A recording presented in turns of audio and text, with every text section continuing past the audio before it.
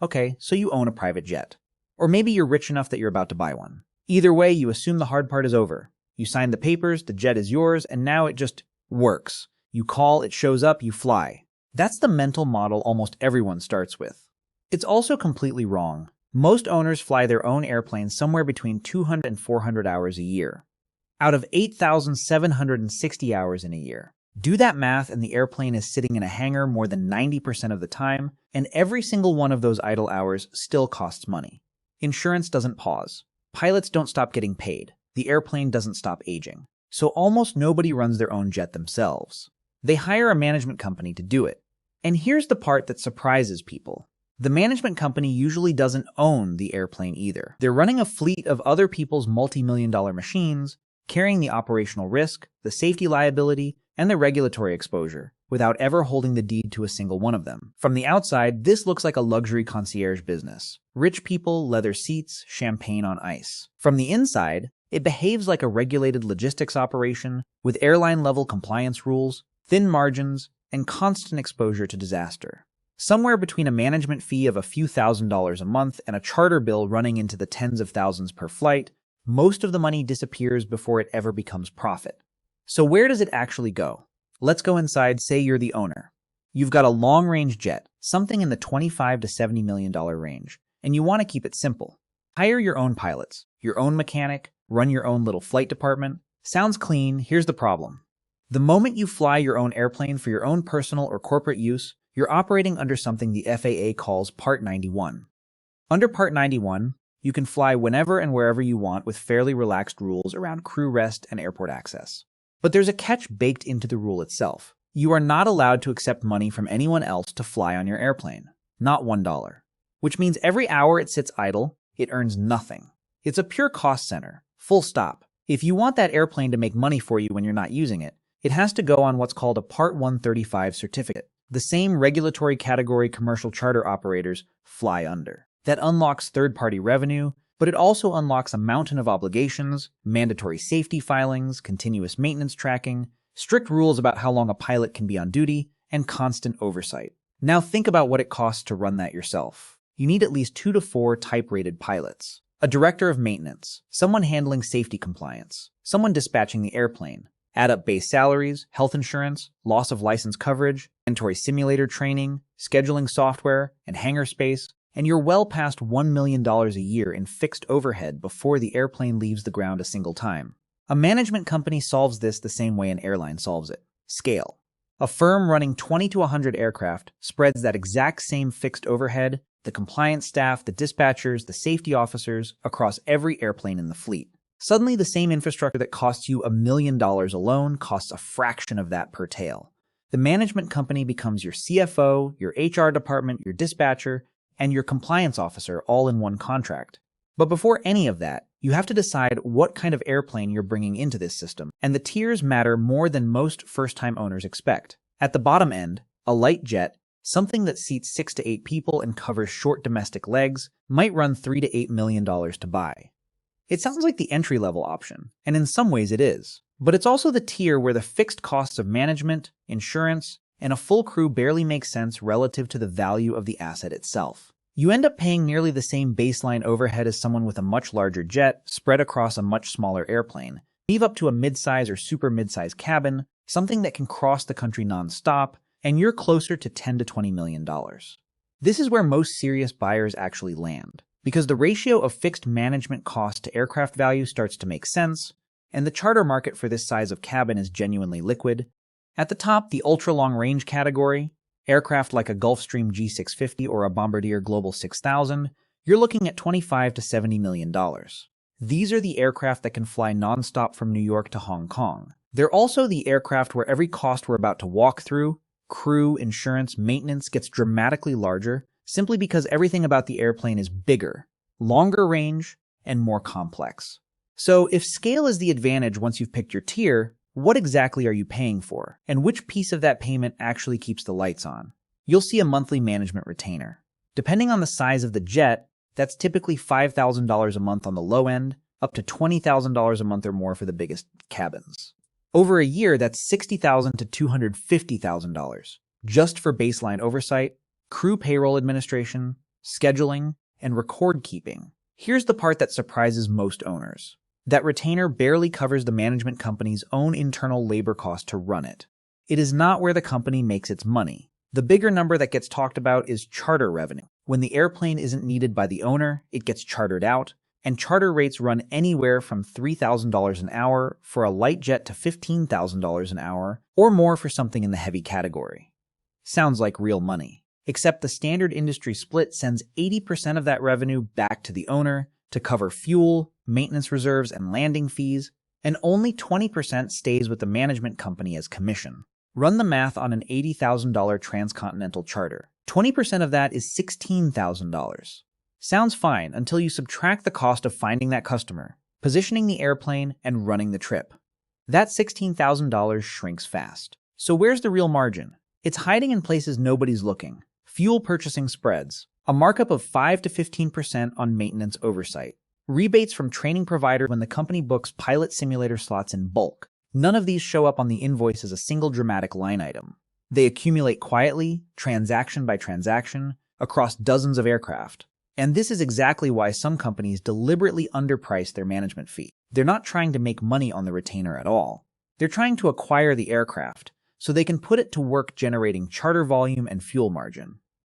Other firms do the opposite. They charge $15,000 to $25,000 a month or more, deliberately limit charter flying, and sell owners on privacy and availability instead. Two completely different businesses, wearing the same uniform. Revenue sounds diversified: retainers, commissions, fuel spreads, maintenance markups. But there's one expense category that quietly eats more of that revenue than almost anything else combined. A long-range jet needs 4 to 6 full-time pilots to keep it available.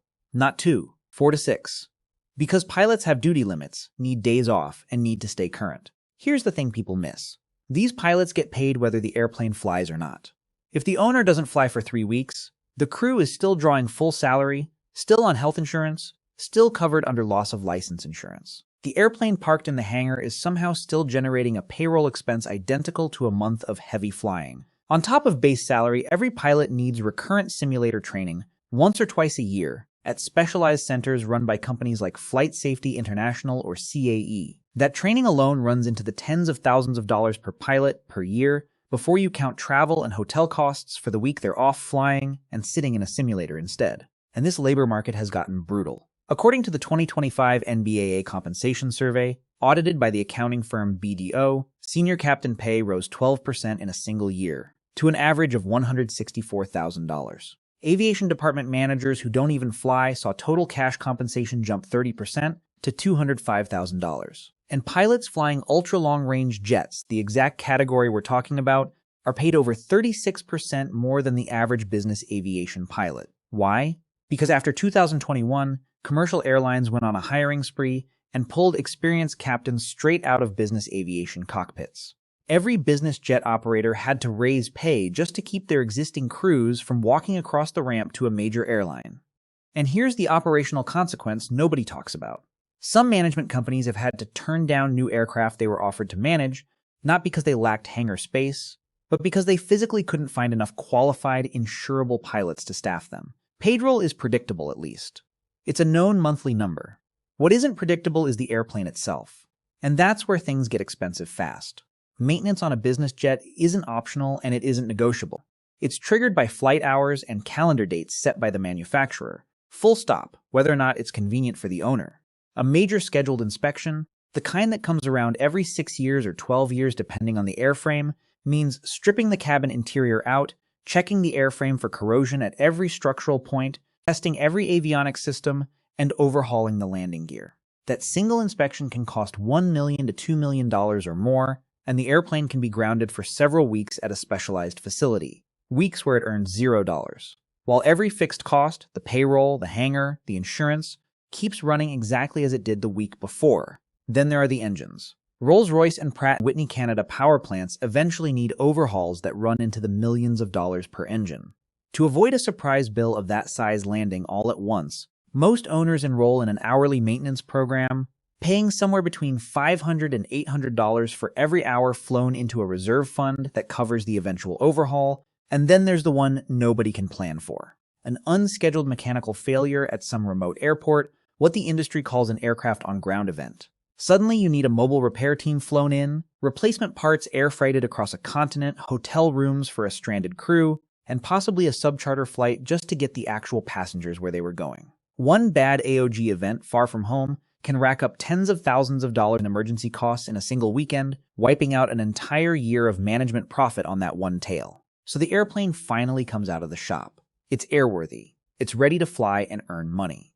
Now what? Here's where it gets interesting. Placing the aircraft on a Part 135 charter certificate lets it earn revenue when the owner isn't using it. But every single charter hour also adds wear, accelerates the next inspection, and shortens the life of expensive cabin components. More flying, more revenue, sure. But also more wear, sooner maintenance, and faster depreciation of interior finishes that cost hundreds of thousands of dollars to replace. And then there's the scheduling collision nobody warns you about. Charter demand spikes at exactly the moments owners want their own airplane back: holidays, major sporting events, big conferences. The owner wants to fly to Aspen the same week a charter customer is offering top dollar for that exact airplane on that exact route. Give the trip to the charter customer and you risk the owner's trust. Give the airplane back to the owner and you walk away from real commission income. And if you commit the aircraft to a charter contract and then a mechanical issue delays it, the owner can be left stranded without their own jet during the 1 week a year they actually wanted it. That's the kind of failure that ends a management relationship permanently. So sometimes maximizing how often the airplane flies actually makes owners less happy, not more. Private charter is one way by nature. A customer flies from New York to Miami, and unless another paying customer happens to need the exact same airplane going the exact same direction immediately afterward, the jet has to fly back empty. These repositioning legs, what the industry calls deadhead flights, can make up 20 to 40% of total flight hours across an operator's fleet. Nearly half the flying, generating zero direct revenue, DePastures spend their days solving a puzzle that's basically a miniature version of what airline network planners do, except with a handful of aircraft instead of hundreds, and far less flexibility. Sometimes a management company will deliberately accept a charter leg that barely breaks even or even loses a little money, purely because it repositions the airplane into a high-demand market like Teterboro or Palm Beach, ahead of a much more profitable booking the next day. It's a calculated loss, not a mistake, and even a trip that looks profitable on paper can quietly become a loser. Landing and ramp fees at major hubs can run $500 to $3,000 per arrival. Winter operations require de-icing, which can cost anywhere from $2,000 to over $10,000 per application. If a crew runs up against their legal duty time limit mid-trip, the operator has to fly in a relief crew commercially, put them in hotels, and pay per diem, on top of everything else. Add it all up, and sometimes turning a charter trip down is the more profitable decision. Which sounds backwards until you've actually run the numbers on one bad leg. All of this operational complexity sits on top of one enormous, ever-present risk. Something goes catastrophically wrong. Hull values on these aircraft routinely exceed $50 million, and liability coverage on a serious accident can reach into the hundreds of millions. One accident can trigger simultaneous litigation involving the owner, the management company, the manufacturer, the passengers, and any charter broker who sold the seat. Everyone gets pulled into court at once. This is exactly why safety management systems, once treated as regulatory paperwork nobody wanted to fill out, have become a genuine competitive advantage. Top-tier safety ratings from organizations like Argus and Wyvern now function almost like a credit score for an operator. And increasingly, it's the insurance underwriters, not the management company, who decide who's allowed to fly. They set minimum experience thresholds, often 3,000 total flight hours and 500 hours in that specific aircraft type for a captain. If a pilot doesn't meet the insurer's bar, the policy simply won't cover them, and the management company has no choice but to walk away from that hire. Think about what that actually means for a business already struggling to find enough qualified crew. You can have a talented pilot, fully licensed, fully current, sitting available and ready to fly. And if that pilot is short of the insurer's hour threshold in that specific airframe, the airplane simply cannot legally carry passengers with them in the seat. Not because the FAA said no, because the underwriter said no. In an industry already fighting a labor shortage, that's an entire qualified pilot pool that's functionally invisible to you. And premiums themselves haven't been static. After a run of expensive claims across the industry, insurers pulled back capacity and pushed pricing higher across the board, particularly for hull values above $50 million, where a single total loss claim can wipe out years of premium collected from an entire book of business. That cost gets passed straight through the owner's bill, and it moves independently of anything the management company does well or poorly, Fuel is one of the largest variable costs in the entire operation, and it's also where scale turns directly into cash. Retail jet fuel at some airports can run $8 to $10 a gallon. A management company buying fuel in bulk across dozens of aircraft can lock in contract rates $1.50 to $3 a gallon below that retail price. A company running 5 aircraft gets a modest discount, maybe 50 cents a gallon. A company running 50 aircraft is buying millions of gallons a year and commands genuinely different pricing. Most of that discount gets passed to the owner, who sees real savings on their monthly bill. But the management company keeps a small spread on every gallon, often around 50 cents, and across a large fleet, that spread adds up to serious money without ever raising the visible management fee. So if scale is this powerful, why doesn't every management company just grow as fast as possible? Because scheduling complexity doesn't grow at the same rate as the fleet. It grows faster. Managing pilot duty limits, maintenance dates, owner preferences, and charter bookings across 10 aircraft is manageable. Across 60 aircraft, the coordination problem multiplies in a way that isn't simply proportional, it compounds. And growth tends to force big infrastructure spending ahead of the revenue that's supposed to justify it. A 24-hour dispatch center, a dedicated safety department, layers of management, all built before the fleet has grown into the cost. Meanwhile, ultra-high net worth owners often want the opposite of institutional scale. They want a phone number that goes straight to someone senior who knows their preferences. As firms standardize procedures to handle more aircraft, that personal touch is often the first thing to erode. And it's exactly what a boutique firm managing a handful of clients can offer instead. Despite that tension, the market keeps consolidating. Large players like NetJets, Vista, and FlexJet have spent years acquiring smaller operators and building vertically integrated businesses that combine aircraft management, charter, maintenance, and even aircraft sales under one roof. The advantage is obvious once you see it. A client who buys a jet card gets cross-sold into ownership. That aircraft gets placed straight into the firm's own management fleet and charter program. Its maintenance and fuel purchases get routed through the company's own facilities. Every link in that chain that would otherwise go to an outside vendor instead stays inside the same company, capturing margin at every step. Think about what that does to the cost of winning a new client. An independent management firm has to advertise, network, and convince a skeptical owner to switch from whoever they're currently using, an expensive and slow process.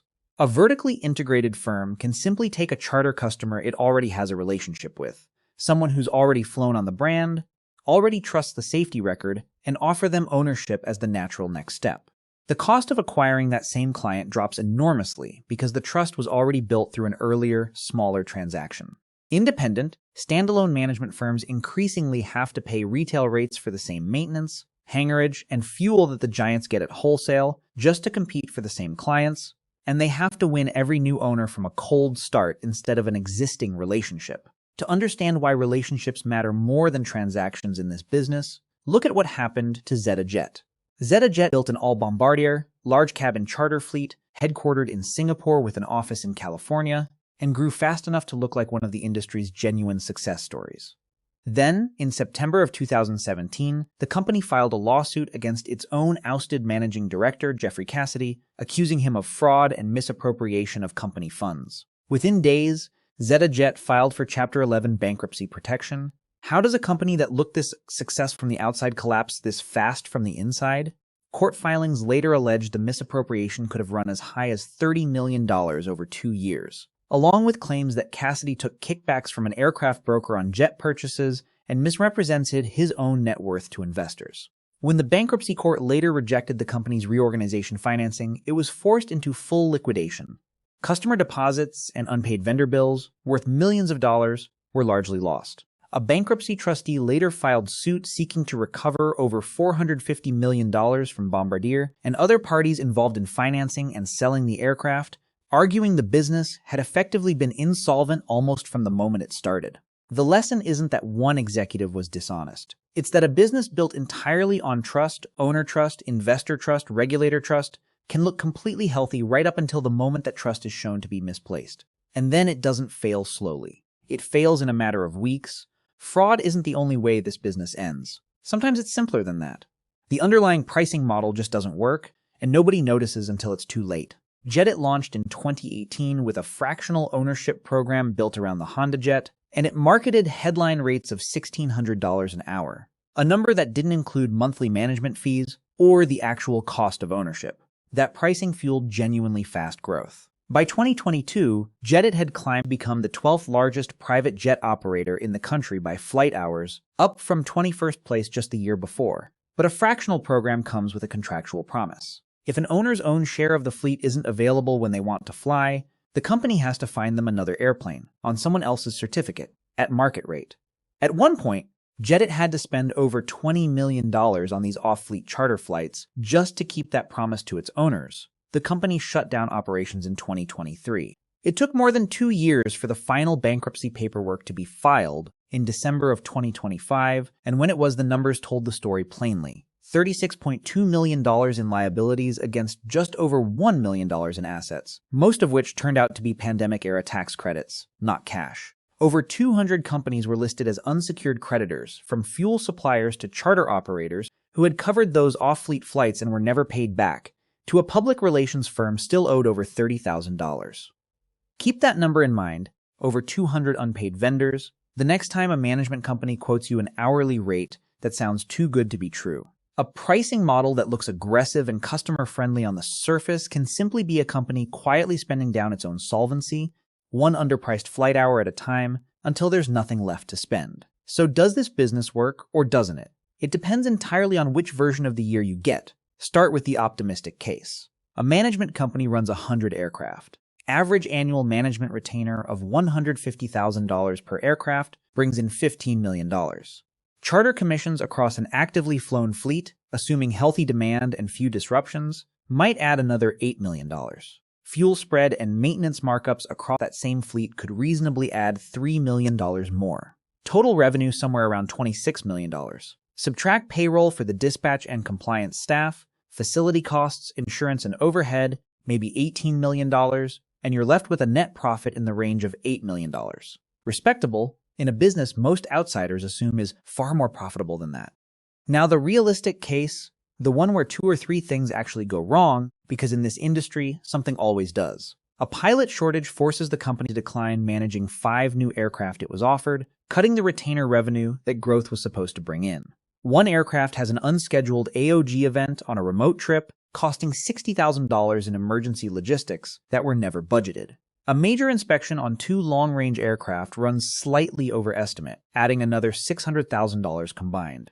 Insurance renews at a higher premium across the fleet because of an industry-wide claim spike, adding another $400,000 in fixed cost nobody controls.